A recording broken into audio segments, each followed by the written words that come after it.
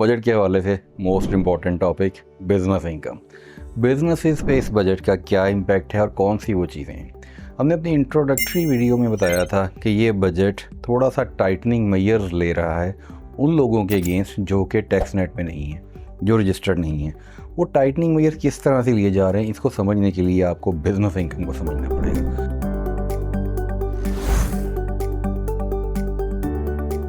सबसे पहले हम ये बताएंगे जी, बिज़नेस इनकम में जो पिछले साल टैक्स रेट्स बढ़ाए गए थे which can go up to 45% and then super tax, तो वो सेम है, उनमें कोई ख़ास तब्दीली नहीं की गई। लेकिन सुपर टैक्स में 500 मिलियन वाली एक स्लैब है जिसमें 0.5% की रिडक्शन है। उसके अलावा टैक्स रेट्स जो हैं वो सेम है यहाँ पे। लेकिन इसके साथ साथ कुछ और बहुत इंपॉर्टेंट चेंजेस आई हैं जो कि बहुत ही अहम है समझना, क्योंकि आने वाले दिनों में इनकी वजह से जब केसेस खुलेंगे तो बहुत सारे लोग इससे अवेयर नहीं होंगे। तो ये बहुत इंपॉर्टेंट वीडियो है जिसमें हम आपको उन चीज़ों का बता रहे हैं जो कि आने वाले दिनों में आपके लिए परेशानी का बायस बन सकती हैं। देखिए, ये बजट प्रपोज़ कर रहा है कि अगर आप सेल्स करते हैं किसी ऐसे पर्सन को जो कि liable to be registered in tax act है, यानी आपने सेल्स की लेकिन वो बंदा टैक्स में रजिस्टर्ड नहीं है, पहले ही एनटीएन की कंडीशन थी, इसको चेंज किया गया है, उस पे आपके 10% ऑफ जो आपके एक्सपेंसेस हैं वो डिसअलाउ कर दिए जाएंगे। यानी अगर आप कोई ऐसी सेल करते हैं किसी ऐसे पर्सन को जो कि लायबल टू बी रजिस्टर्ड, तो आपके जो एक्सपेंडिचर हैं वो 10% की हद तक डिसअलाउ कर दिए जाएंगे। इसी तरह से 50% of expenditure will be disallowed if they are made out of banking channel, यानी कि जो एक्सपेंस आपने थ्रू क्रॉस चेक जिसकी पेमेंट करनी थी, लाजिम था आपके ऊपर, आपने नहीं की, तो 50% की हद तक वो एक्सपेंस डिसअलाउ कर दिया जाएगा।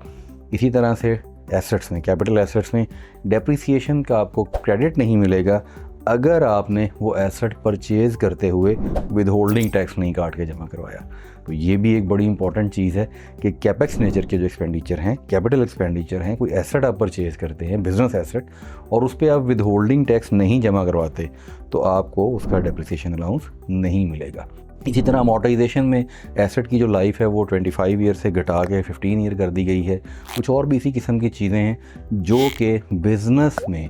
उन लोगों को टाइट करने जा रहे हैं जो कि टैक्स नेट में नहीं है। अब सेल्स टैक्स में रजिस्टर्ड अगर किसी ने होना था वो नहीं हो रहा, आपने उसको सेल कर दी तो आप पे बार आ जाएगा। तो आप कोशिश करेंगे ना कि आप उन लोगों से काम करें जो सेल्स टैक्स में रजिस्टर्ड हो, तो यहाँ पे फिर आपका एक कंट्रोल आ जाएगा कि लोग फिर अगर आपसे काम करना चाहते हैं, आपकी प्रोडक्ट में इतनी जान है, वो लेना चाहते हैं, तो वो सेल्स टैक्स में रजिस्टर्ड होकर आएंगे। तो ये बिल्कुल उसी तरह से है जैसे कि जो बड़ी कंपनीज के डिस्ट्रीब्यूटर्स हैं उनको सेल्स टैक्स रजिस्ट्रेशन करवाना मैंडेटरी हुआ था आज से कुछ अर्सा पहले, और उन सब लोगों ने रजिस्ट्रेशन करवाई और वो बतौर डिस्ट्रीब्यूटर रजिस्टर्ड हुए और वो कंपनी का माल बेच रहे हैं, जिसमें सीमेंट की मिसाल एक ली जा सकती है और भी काफ़ी सारे लोग हैं, फार्मास्यूटिकल की एग्जांपल है। तो बिज़नेस एक्सपेंसेस को कंट्रोल करने के लिए इन्होंने आपको आपके एक्सपेंस डिसअलाउ कर दिए हैं, जिसकी बुनियाद क्या बनेगी कि आप किसी ऐसे बंदे से काम कर रहे हैं जो कि रजिस्टर्ड नहीं है। पहले ये सिर्फ एनटीएन था, अब ये सेल्स टैक्स कर दिया गया। इसी तरह से कुछ विदहोल्डिंग के रेट्स हैं, उनमें भी आपको यही फ़र्क महसूस होगा। बेसिकली जो एक फील आ रही है इस बजट में वो ये आ रही है कि शायद ये नॉन फाइलर को आहिस्ता आहिस्ता ख़त्म कर दें, क्योंकि बहुत सारी चीज़ें हैं जैसे कि वेल्थ स्टेटमेंट में इन्होंने ये अभी रिसेंटली अमेंडमेंट आई है कि एलिजिबल पर्सन वाली हमने बात पहले भी की कि अगर आप कोई एसेट परचेज़ करना चाहते हैं तो आपको अपनी पिछली वेल्थ में उसके ज़्यादा पैसे शो करवाना होंगे, तब आप वो एसेट ले सकेंगे। इसको मैं इस तरह से एक्सप्लेन कर देता हूँ कि आप 10 मिलियन की एक गाड़ी लेने जाते हैं और आप अभी 2025 में बैठे हैं, तो आपकी जो 2024 की रिटर्न है ना, उसमें 10 मिलियन से ज़्यादा पैसे आपके पास होना चाहिए। असल में होता क्या है देखिए, बहुत सारी चीज़ें एफबीआर की लोग मिस यूज़ भी करते हैं। मोस्टली हमने देखा है, बहुत ज़्यादा केसेस में ये चीज़ सामने आई है कि किसी ने कोई एसेट लेना होता है ना, वो किसी न किसी तरीके से वो मनी जनरेट करता है। कोई फॉरेन रेमिटेंस आ गई, किसी से गिफ्ट ले लिया, कोई लोन ले लिया, किसी भी यहाँ पहली रिटर्न दी, ओपनिंग वेल्थ उठा ली और एक दफ़ा वो एसेट के पैसे पूरे करके परचेज़ कर लिया और उसके बाद वो टैक्स रिटर्न्स भी नहीं देते मोस्टली, और फिर वो केसेस चलते हैं। और फिर ओपनिंग केसेस, ओपनिंग वेल्थ का एक बड़ा इस पर बड़ी एडजुडिकेशन हुई है कि जो ओपनिंग वेल्थ किस साल के एसेट आप चेक करेंगे, कैसे पूछेंगे, फिर वो टाइम बार्ड हो जाती हैं चीज़ें। तो ये वो सारी चीज़ें हैं जिनको देखते हुए उन्होंने ये चीज़ वैसे ही टाइटनिंग मेजर में डाल दी है कि आप एसेट ले ही तब सकेंगे अगर आपके पास सफिशिएंट वेल्थ पहले से मौजूद है। तो इसी तरीके से अगर आप आगे चलना शुरू करें तो आपके जो टैक्स रेट्स हैं वो नॉन फाइलर वाली जो कैटेगरी पर लग रहे थे वो अब आहिस्ता आहिस्ता कुछ चीज़ें ऐसी आ रही हैं जहाँ पे नॉन फाइलर सिरे से वो काम कर ही नहीं सकेगा।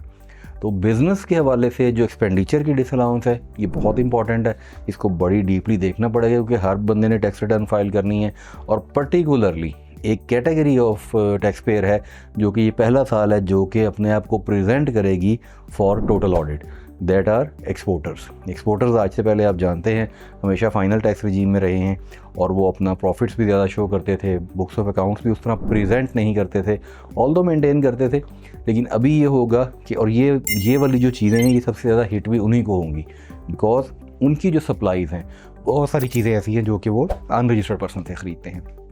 तो उनका वो एक्सपेंस 10% की हद तक डिसअलाउ हो जाएगा। तो बिज़नेस के हवाले से ये बजट जो है ये थोड़ा सा स्ट्रिक्ट है, थोड़ा सा इसने रैशनलाइज करने की कोशिश की है चीज़ों को, लेकिन फिर बात वही है कि एग्जिस्टिंग टैक्स पेयर के सर पे ये बोझ डाला गया है कि आप उन लोगों को फोर्स करें कि वो टैक्स नेट में आएँ, बजाय इसके कि FBI खुद उनको कोई ऐसा मैयर दे और कुछ ऐसा रिलीफ दे और उनका ट्रस्ट गेन करे कि वो लोग टैक्स नेट में आएँ। तो ये ब्रीफ सा एक इंट्रोडक्शन है बिज़नेस के हवाले से। इस हवाले से चीज़ें चलती रहेंगी क्योंकि बहुत सारी क्लैरिफिकेशन अभी आएंगी। तो बिज़नेस इनकम और इससे रिलेटेड चीज़ें, एक्सपेंसेस का डिसअलाउ होना और ये वो सारी चीज़ें जो हैं ये चलती रहेगी।